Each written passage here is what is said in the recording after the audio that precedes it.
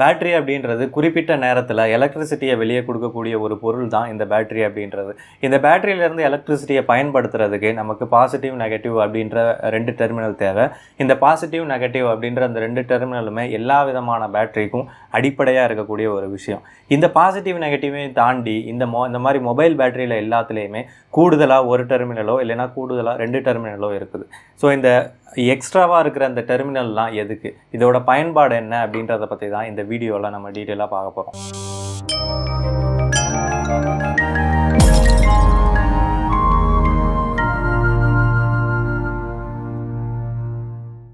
இந்த அதிகமாக இருக்கக்கூடிய டெர்மினல் எதனால் அப்படின்னு சொல்லி நம்ம பொதுவாக தேடும்போது நமக்கு கிடைக்கக்கூடிய பதில் என்ன அப்படின்னு சொல்லி பார்த்தோம்னா, இந்த மாதிரி 3 டெர்மினல் இருக்கிறதுல அதிகமாக இருக்கிற ஒரு டெர்மினல் வந்து பிஎஸ்ஐ, பேட்டரி ஸ்டேட்டஸ் இண்டிகேட்டர் அப்படின்னு சொல்லி சொல்கிறாங்க.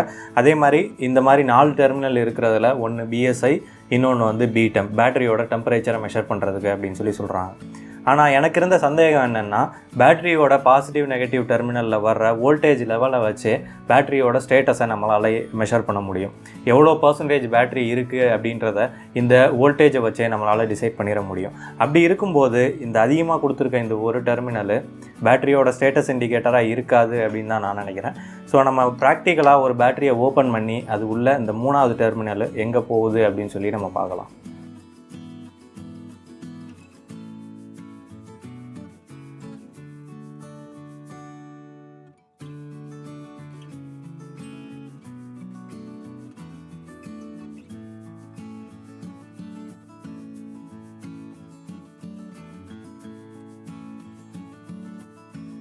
இப்போ நான் வந்து 2 பேட்டரியை ஓப்பன் பண்ணியிருக்கேன், ஒன்றோட ஒன்று கம்பேர் பண்ணி பார்க்குறதுக்காக. இது வந்து ஓல்டு மாடல், இதோட எம்ஏஹெச் வந்து 1750. இது வந்து நியூ மாடல், இதோட எம்ஏஹெச் வந்து 5000 எம்ஏஹெச். இந்த பேட்டரியோட மேற்புறத்தில் வந்து ஒரு பிசிபி ஒன்று இருக்குது, அதாவது பிரிண்டட் சர்க்கியூட் போர்டு. இந்த பிரிண்டட் சர்க்கியூட் போர்டில் நிறைய ஐசிஸு, அப்புறமா ரெசிஸ்டர்ஸு, கெப்பாசிட்டர்ஸ் இதெல்லாம் போட்டு ஒரு கண்ட்ரோல் சர்க்கியூட் மாதிரி கொடுத்துருக்காங்க இந்த பேட்டரியை கண்ட்ரோல் பண்ணுறதுக்காக.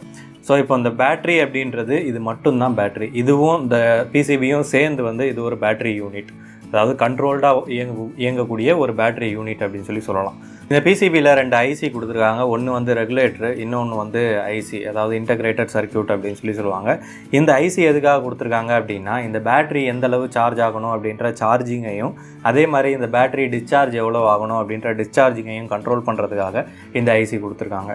இன்னொன்று ரெகுலேட்டர். இந்த ரெகுலேட்டரோட ஃபங்க்ஷன் என்னென்னா, என்ன வோல்டேஜ் இன்புட் வந்தாலும் அதை 5 வோல்ட்டாக மாற்றி இந்த பேட்டரி கொடுக்குறது தான் இதோட வேலை. ஸோ அப்புறமா அதோட protection circuit, under voltage, over voltage, அந்த டைம்லலாம் இது வந்து மொபைலுக்கு ப்ராப்பரான கம்யூனிகேஷனை கொடுக்கணும். உதாரணமாக இப்போ மொபைல் வந்து லோ பேட்டரியாக ஆகுது அப்படின்னா அந்த லோ பேட்டரிக்கான சிக்னலை கொடுக்கணும்.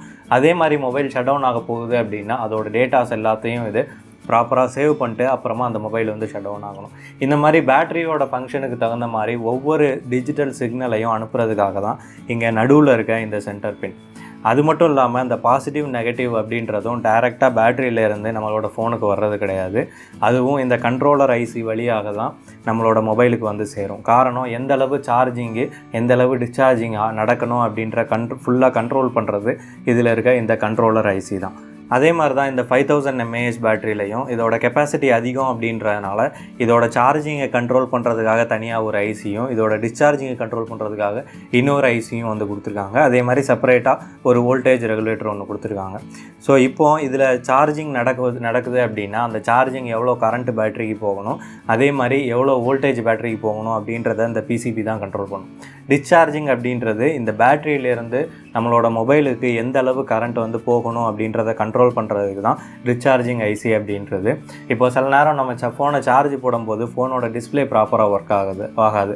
அதுக்கு காரணம் இந்த வோல்டேஜ் ரெகுலேட்டர் வந்து ப்ராப்பராக ஃபங்க்ஷன் ஆகலை அப்படின்னா இந்த டிஸ்சார்ஜிங் ப்ராசஸில் வந்து நமக்கு ப்ராப்பரான அவுட்புட்டு மொபைலோட டிஸ்பிளேக்கு கிடைக்காது.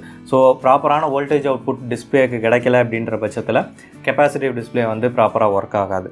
இந்த மாதிரி ஒரு பேட்டரி டு மொபைலுக்கான கம்யூனிகேஷனை ப்ராப்பராக உருவாக்குறதுக்காக தான் இந்த மாதிரி பிசிபி வந்து எல்லா பேட்டரியிலையுமே கொடுக்குறாங்க. இந்த 4 டெர்மினல் இருக்கிற பேட்டரியில் ஒரு ஃபங்க்ஷன் அடிஷ்னலாக ஆட் ஆகும். பிடெம்ப் அப்படின்றது பேட்டரியோட டெம்பரேச்சரை மெஷர் பண்ணுறதுக்காக இந்த 4வது டெர்மினலில் இருந்து ஒரு தெர்மிஸ்டர் வந்து எடுத்துகிட்டு போய் இந்த பேட்டரியோட கனெக்ட் பண்ணியிருப்பாங்க. ஸோ அப்போ பேட்டரியோட டெம்பரேச்சர் அதிகமாகும் போது சார்ஜிங்கை கட் ஆஃப் பண்ணவோ இல்லைன்னா மொபைலை சுவிட்ச் ஆஃப் பண்ணவோ அந்த மாதிரி ஃபங்க்ஷனில் வந்து இந்த 4வது டெர்மினலில் வந்து பண்ணோம். இப்போ வர ஃபோனில் எல்லாத்துலேயுமே பேட்டரியை ரிமூவ் பண்ண முடியாது. அப்படி ரிமூவ் பண்ண முடியாத இந்த பேட்டரியை நம்ம உள்ளே பார்த்தோம் அப்படின்னா இந்த பேட்டரியில் எக்கச்சக்கமான டெர்மினல் கொடுத்துருப்பாங்க. இந்த டெர்மினல் அதிகமாகிறதுக்கு காரணம் இந்த மாதிரி ஒரு எலக்ட்ரிக்கல் பேட்டரியை பாசிட்டிவ் டு நெகட்டிவ் டெர்மினல் மட்டும் இருக்கக்கூடிய அந்த பேட்டரியை ஒரு ஸ்மார்ட் பேட்டரியாக கன்வெர்ட் பண்ணணும் அப்படின்னா இந்த மாதிரி பிசிபி சர்க்யூட்ஸ் அதோட நிறைய ஆட் ஆகும். இப்படி நிறைய சர்க்யூட்ஸ் ஆட் ஆகும்போது ஒவ்வொரு ஃபங்க்ஷனாலிட்டிக்கும் தனித்தனியாக டெர்மினல் கொடுக்கறது வந்து பெரிய ஆச்சரியமான விஷயம் இல்லை. ஒரு ஃபோனுக்கும் மொபைலுக்குமான கம்யூனிகேஷன் எப்படி இருக்கும் அப்படின்னா இந்த பேட்டரியிலேருந்து கிடைக்கக்கூடிய இன்புட் எல்லாத்தையும் ஒரு டிஜிட்டல் சிக்னலாக மாற்றி அதை மொபைல் ப்ராசஸருக்கு அனுப்பும். அதுக்கேற்ற மாதிரி இந்த மொபைல் வந்து சுவிட்ச் ஆஃப் ஆகணுமா, ஆனில் இருக்கணுமா, பேக்கப் டைம் எவ்வளோ இருக்கணும், மொபைல் டேட்டாவை எப்படி சேவ் பண்ணணும், அதுக்கேற்ற மாதிரி பேட்டரி எப்படி ஆப்டிமைஸ் பண்ணுறது, இந்த மாதிரி ஃபங்க்ஷனாலிட்டி வந்து இன்க்ரீஸ் ஆகிட்டே போகும். அதனால தான் நம்ம ஸ்மார்ட் ஃபோன் அப்படின்னு சொல்லி சொல்கிறோம். இவ்வளோ தான் இந்த வீடியோ உங்களுக்கு புரிஞ்சிருக்கும் அப்படின்னு சொல்லி நம்புகிறேன். இன்ஜினியரிங் ஃபேக்ட் சேனலுக்கு சப்ஸ்கிரைப் பண்ணுங்கள். தேங்க்ஸ்.